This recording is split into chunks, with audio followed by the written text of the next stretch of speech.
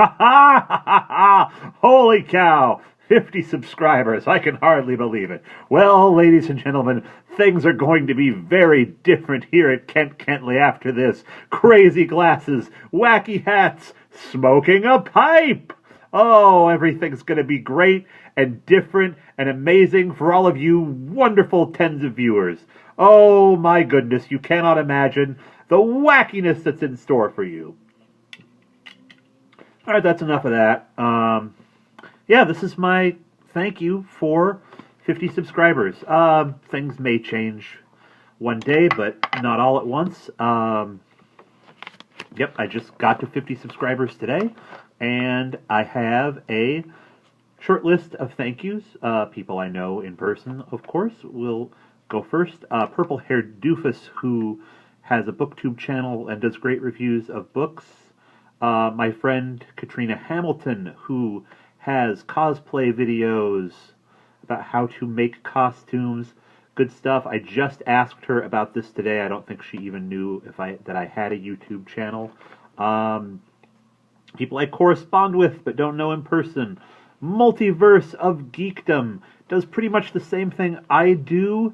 He reads books out loud. Very awesome channel. Good guy to have a chat with as well. He is very responsive to comments.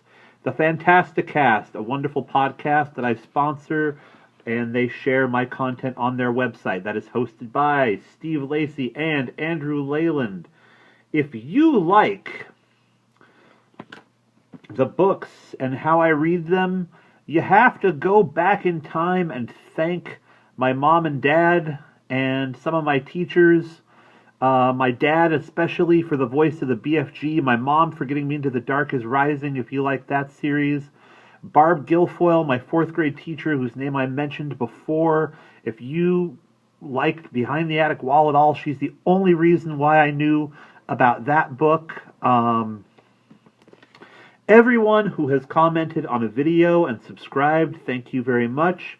And finally, somebody who asked me for a shout out, and who I promised I would give one to once I got to 50. His name is T Peaches. He does some video game narration. Check out his channel. Once again, that's T Peaches.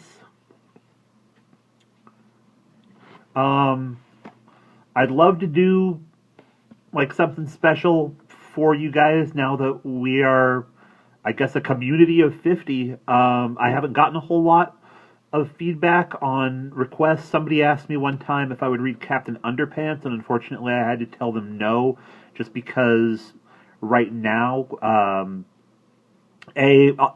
the stuff that I'm reading is stuff that I have like a great amount of nostalgia for, and I was just a little bit too old for Captain Underpants when it came out, so that's not going to happen. But if you feel free to suggest something, and I will look into that. I love getting feedback. So now, according to my list, is where I tell you what your extra will be now that we have reached 50. So I know a lot of you guys that are viewing this write and say that I've helped you out with homework, and right now I'm reading a lot of books that are not terribly hard to get through. I know that it's nice to listen to, but I thought I would read a more challenging book that you might come across in school. And this would probably be at a high school level or an abridged version of it, maybe in junior high. But I have this copy of, you can't see it at all because of the glare, there we go, The Canterbury Tales by Geoffrey Chaucer. So I'm not going to stop reading Indian in the Cupboard. We're in the middle of Indian in the Cupboard.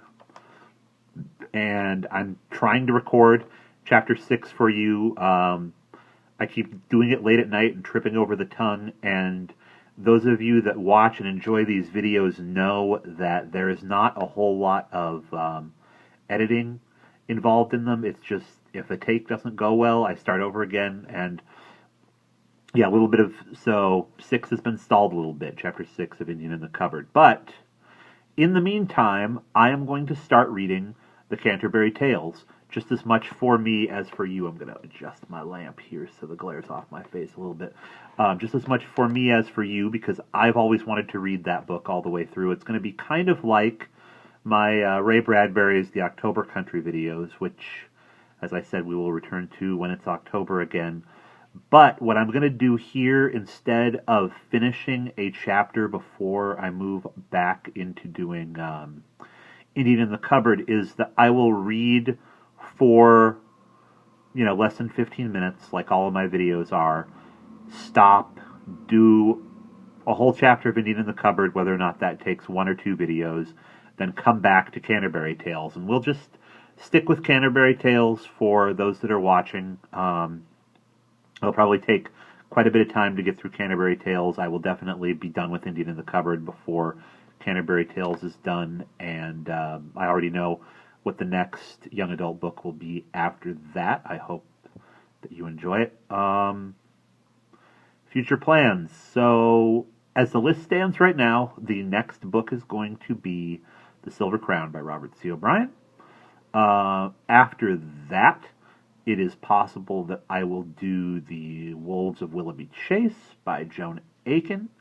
Another possibility is that I will do The Plot Against America by Philip Roth, which is an adult book, but is incredibly relevant to what is going on here in the United States right now. It's a dystopian, well, it's not dystopian necessarily. It's a something awful that could have happened in the past that's mirroring something awful that's happening right now kind of book.